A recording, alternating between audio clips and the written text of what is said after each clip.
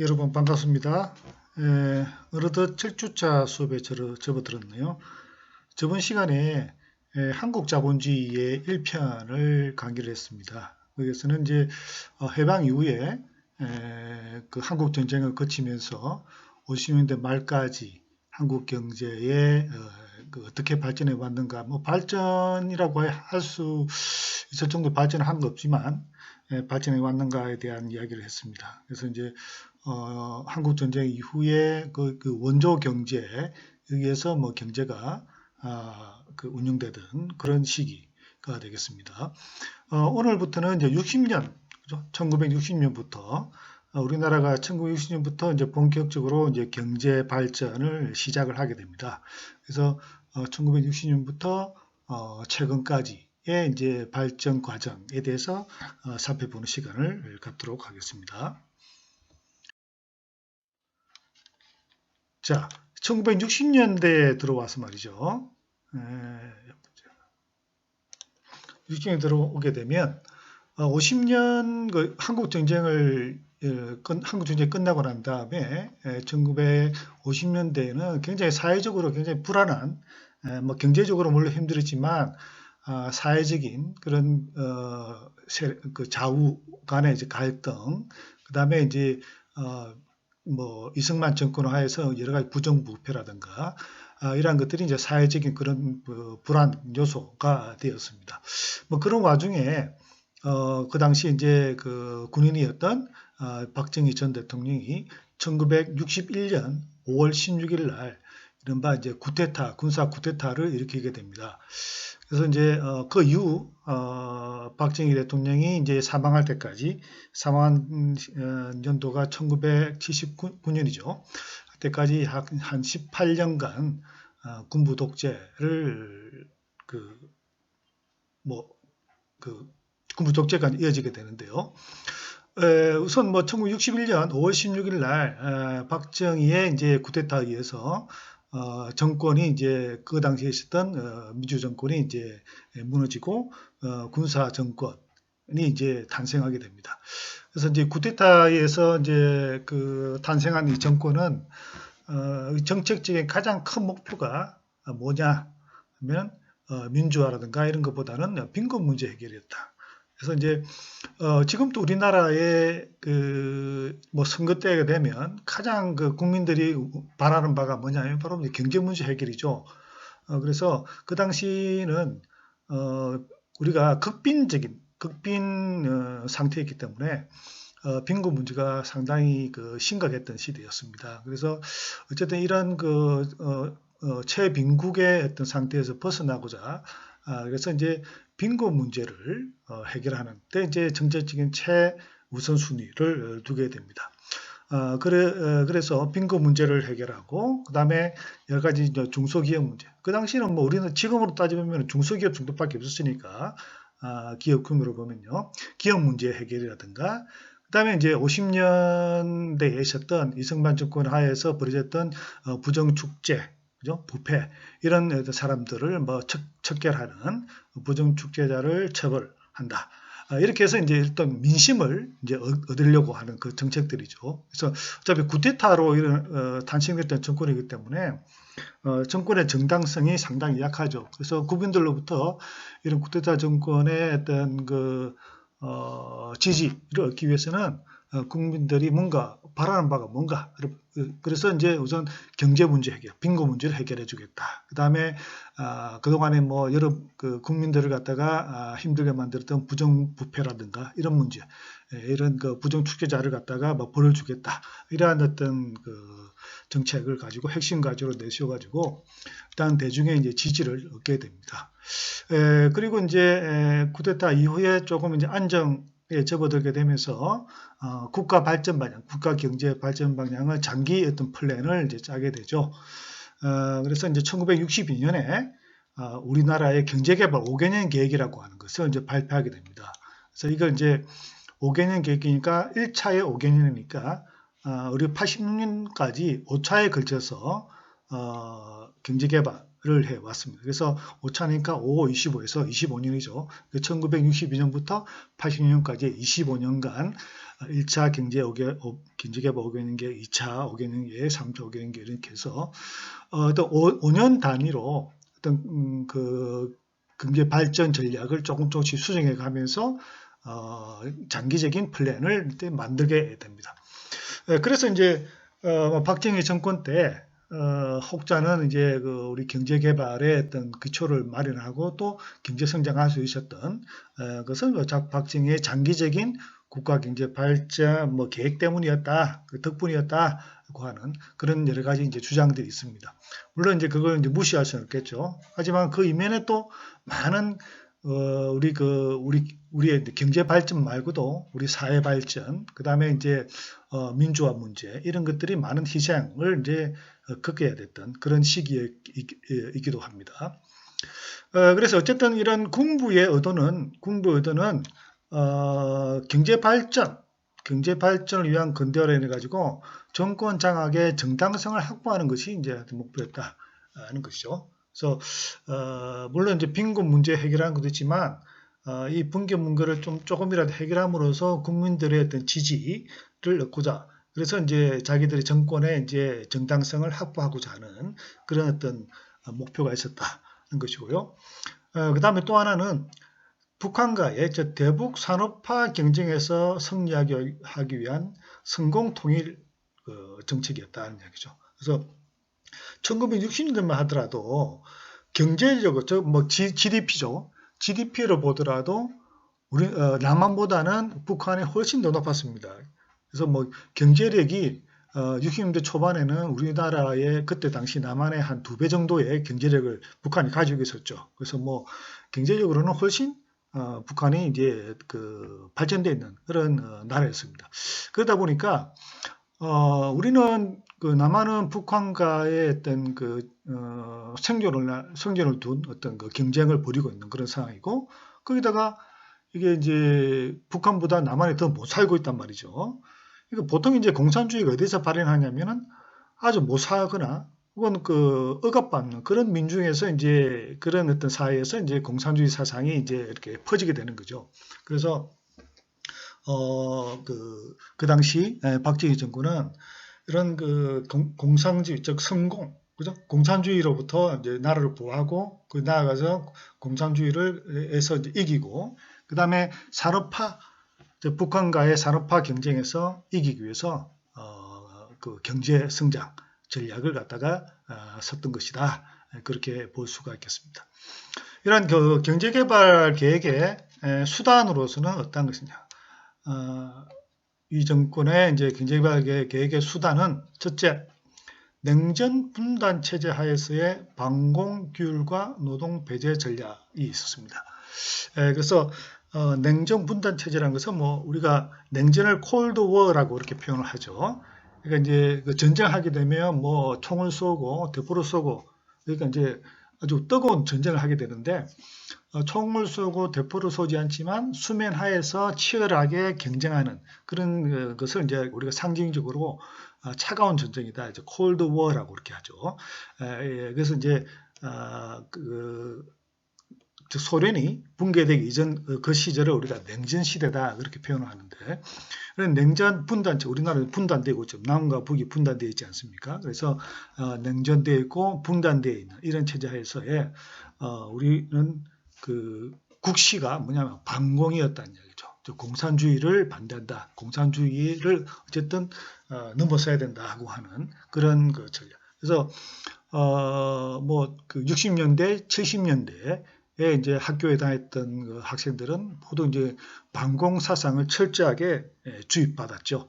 그래서 6월 25일 해마다 6월 25일이 되면은 6.25 포스터를 쓴다든가, 6.25 관련된 어떤 시를 쓴다든가, 그림을 그린다든가, 그죠? 그 다음에 웅변대에 나간다든가, 그 다음에 반공에 관련된 여러 가지 어떤 그 표를 갖다가 외운다든가, 이제 이런 것들을 했던 것이죠. 그래서 반공을 통해서 반공이라고 하는 이데올로기를 통해서 이제 국가를 갖다가 규율하는 거죠. 그래서 반공이 최우선이기 때문에 공산주의를 갖다가 찬양하거나 혹은 공산주의에 찬동하는 그런 세력들은 이제 국가가 거기에 대해서 이제 규제를 가하는 거죠. 그래서 벌어준다든가 혹은 뭐 재판을 받게 한다든가 그렇게 해서 이제 탄압을 하게 되는 것이죠. 이런 이제 반공이라고 하는 강력한 수단을 통해서 국가를 굉장히 규제했던 또 이제 어떤 의미에서는 과도하게 국민의 행동, 국민의 어떤 사상을 갖다가 규제했던 그러한 시대다. 그거를 볼 수 있겠습니다. 그 다음에 노동 배제 전략이다. 이런 것은 뭐냐면 우리 그 앞 시간에서 설명했듯이 초기 우리 경제 성장 과정에서는 그 저임금 정책을 썼다. 즉 왜냐하면 우리가 기술력이 낮기 때문에 노동 집약적인 그런 제품을 만들어서 외국에 수출해서 그다음에 이제 달러를 벌여들여서 경제 성장을 했다고 했지 않습니까? 그러다 보니까 저임금이 굉장히 중요했다. 저임금이기 때문에 다른 나라보다 더 값싸게 생산을 낼 수 있고 그리고 그걸 가지고 외국에 이제 값싸게 수출할 수 있다는 얘기죠. 그래서 노동자로 하여금 거기에 막 걸맞는 복지라든가 임금을 주지 않는 그죠? 그래서 저임금에 이제 그 저임금을 줘야 되는 그래서 이제 노동 배제 전략 노동자를 억압하는 이제 그런 어떤 그 정책이 이제 경제 개발의 하나의 수단이었다는 것이고요. 그 다음에 이제 경제 성장을 위해서 일본 모델을 많이 모방을 했습니다. 그래서 뭐 우리 이웃 국가인 일본이 굉장히 이제 패전 이후에 2차 세계대전 패전 이후에 굉장히 빠른 속도로 경제 성장했지 않습니까? 그래서 이러한 그 빨리 경제 성장한 일본의 모델을 모방을 해서 강력한 국가를 바탕으로 한 기업을 육성하고 국가가 나서 가지고 기업을 갖다가 이제 커나갈 기업을 육성하고 뭐 그렇지 못한 기업을 빨리 도태시키는 그러한 정책을 쓰게 되는 것이고 또 이러한 그 경제적인 부분에서가 많은 규제들을 갖다가 정부의 목적에 맞게 이제 이용을 했던 것입니다. 그 다음에 한일 국교 정상화를 통한 개발 자금 확보.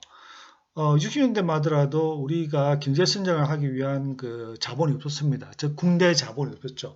뭐 기업이 뭘 생산하고 싶어도 제대로 돈이 없었단 말이죠. 그걸 갖다가 은행에서 돈을 빌려야 되는데 은행 자체도 그 돈을 빌려줄 수 있는 자금이 모자랐기 때문에 그래서 주로 이제 외자 도입, 외국에서 자금을 빌려와서 이걸 우리가 외자 차입 혹은 뭐 차관이다 이제 그렇게 표현하는데요.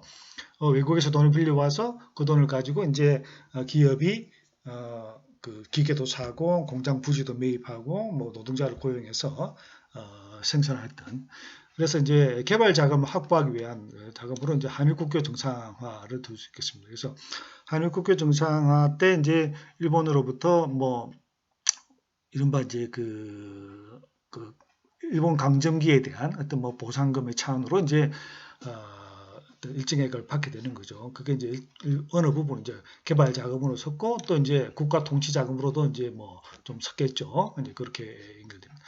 그래서 이제 국가 권력과 그다음 국내 자본, 그다음에 일본 자본, 그다음에 미국의 이해, 그죠? 미국의 이해. 미국도 이제 한국이 빨리 경제가 성장해서 북한보다 조금 더 경제가 좀 나아지고 그래서 안정화돼야만이 이제 미국도 좋기 때문에 이런 여러 가지 어떤 그 이해가 결합되었다. 그래서 경제 개발의 큰 수단으로서는 반공이라고 하는 거, 그다음에 노동 배제, 그다음에 이제 기업 육성과 규제 같은 국가가 강력하게 어떤 그 경제개발 5개년 계획이라고 하는 것을 통해서 강력하게 경제를 끌고 나가는 그런 것들. 그 다음에 이제 외국으로부터 자금을 빌려와서 이제 국내의 어떤 경제개발에 이제 사용했던 것들.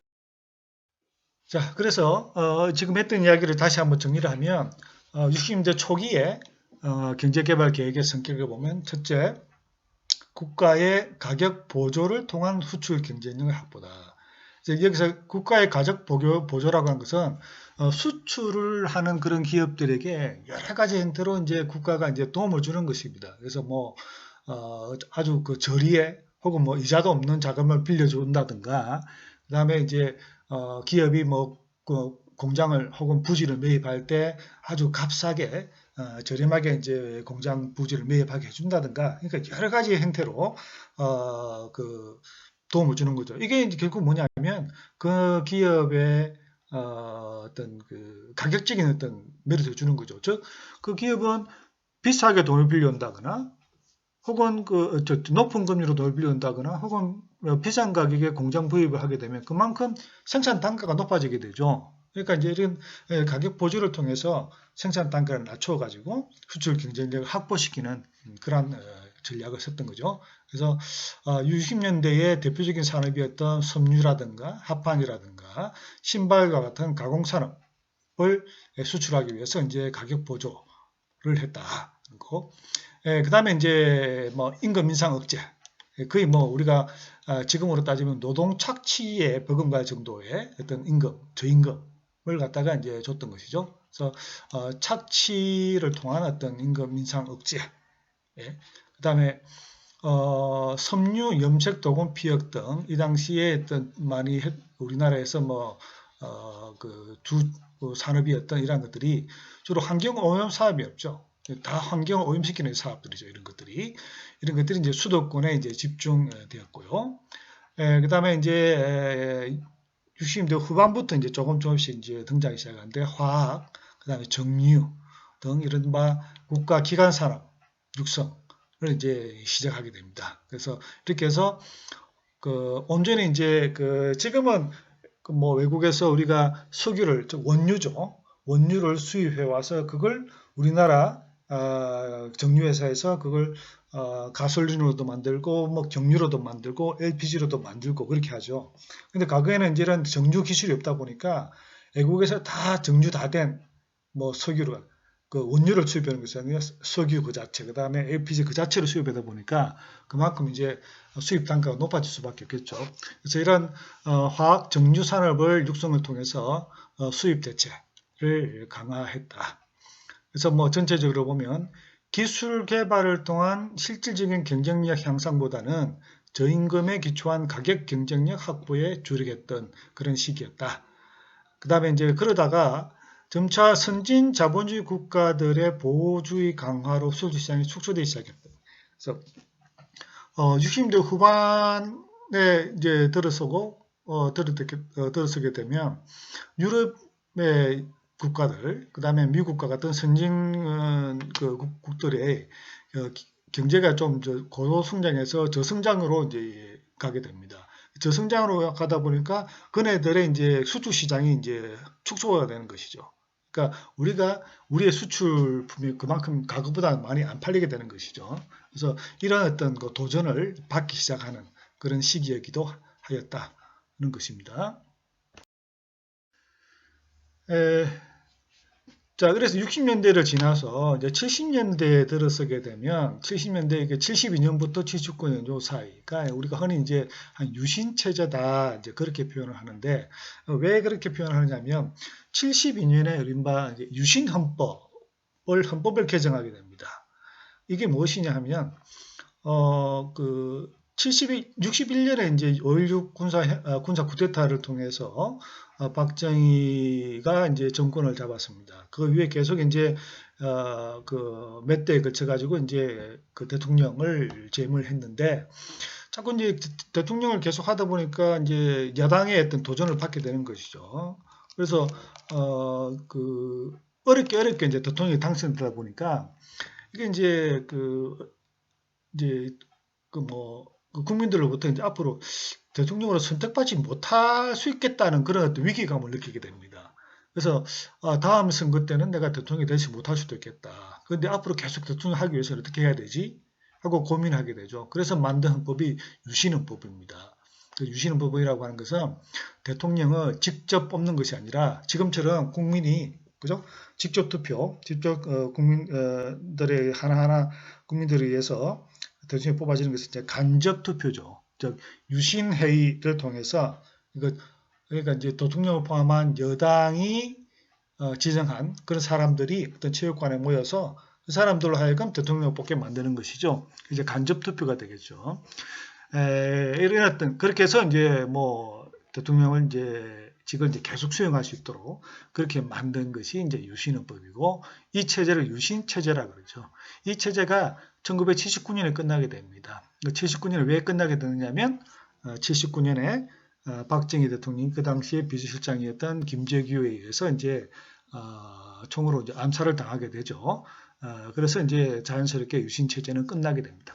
어쨌든 70년대를 이제 유신 체제다 이렇게 표현하는데, 70년대의 경제개발의 성격을 보면 1960년대 중반에 저임금에 기초한 성장 기조를 그대로 유지하면서 앞서 이야기했던 선진국의 보호주의적인 그런 무역 정책에 따라서 수출이 어렵게 되자 이런 애로를 타개하기 위해서 이제 더 이상 저임금에 기초한 어떤 그 성장이 좀 힘들게 되었다.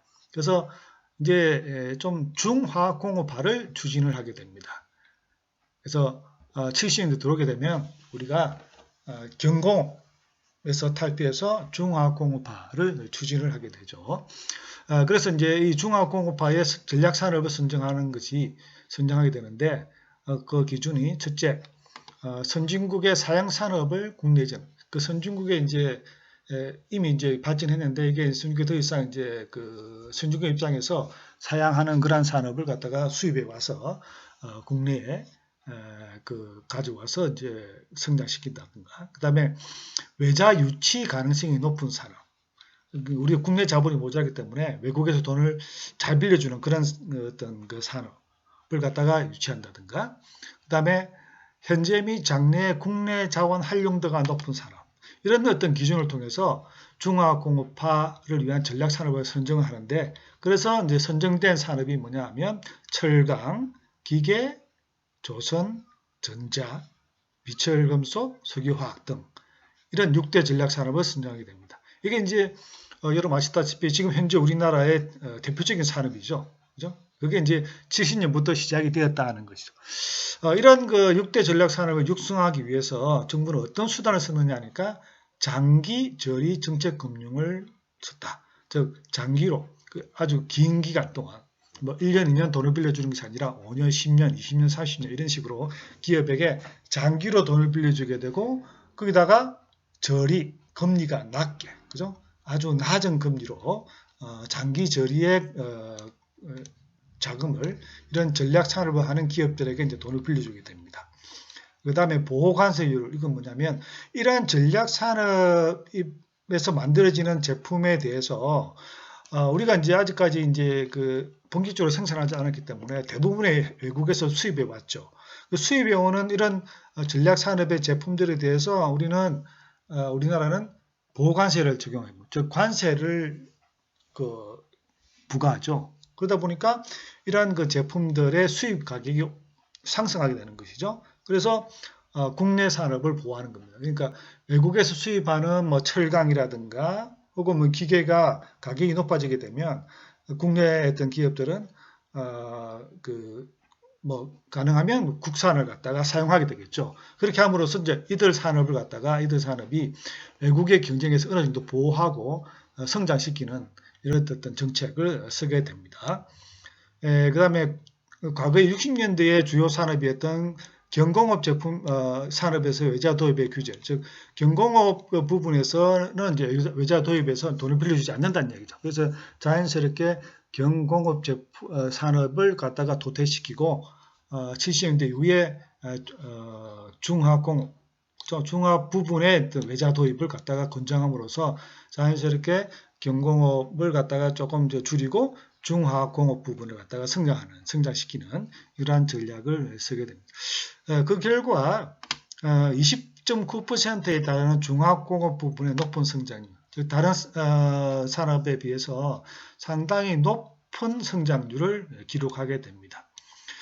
그리고 중화공업을 하게 되면 또 이제 대규모의 어떤 그 노동자들이 필요하다 보니까 또 대규모의 임금 노동자층이 형성되고 여전히 저임금을 갖다 기초로 했던 그러한 정책이었기 때문에 임금을 억제하기 위해서는 노동조합과 같은 노동운동을 갖다가 탄압하는 그러한 어떤 정책을 여전히 썼다는 것이고요.